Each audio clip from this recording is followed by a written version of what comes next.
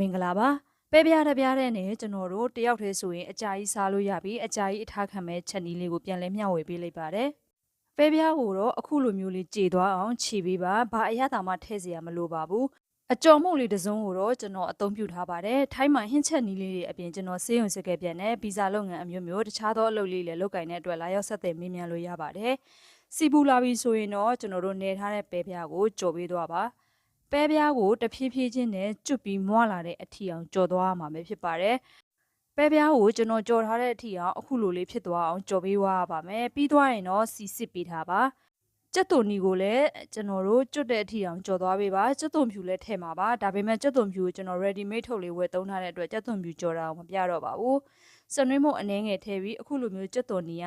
အယောင်ပြောင်းသွားပြီဆိုရင်တော့ဆယ်လို့ရပါတယ်။တူးလို့မရပါဘူး။စီအနှဲငယ်တဲ့ကိုကျွန်တော်ငပိစိမ့်သားအနှဲငယ်ထည့်ပြီးကြော်ထားပါတယ်ပစွန်ကြောင့်မို့အနှဲငယ်ထည့်ထားပါတယ်ကြော်ထားတဲ့ပဲပြားတွေထည့်ထားပါတယ်ဒါကတော့ကြက်သွန်မြူကြော်လေးဝယ်ထားတဲ့ဟာလေးကိုကျွန်တော်အသုံးပြုထားတာပါကြက်သွန်နီကြော်ထည့်ပေးသွားပါအရသာမဟုတ်စားအနှဲငယ်ကိုကျွန်တော်အသုံးပြုထားပါတယ်ဒီနေရာမှာငရုတ်သီးလော်မို့ကိုကျွန်တော်အသုံးပြုထားပါတယ်ငရုတ်သီးလော်မို့မသုံးချင်ဘူးဆိုရင်အစားတွေက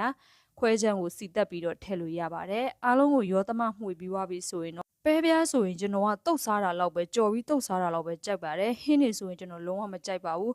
အခုလိုမျိုးလေးကျွတ်ကျွတ်မွမွလေးနဲ့ဗလက်ချောင်းပုံစံမျိုးလေးလှုပ်စားတာတော်တော်လေးကိုစားလို့ကောင်းပါတယ်ပဲပြားတစ်ပြားတဲ့နဲ့ကျွန်တော်ထည့်လိုက်တဲ့အခါမှာဘူးတဘူးအပြည့်ရပါတယ်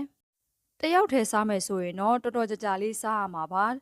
ကြော်လိုက်တဲ့အခါမှာတော်တော်များများလေးလည်းရပါတယ်မိသားစုလိုက်စားမယ်ဆိုရင်လည်းတော်တော်များများစားလို့ရတဲ့အထဲမှာပါပါတယ်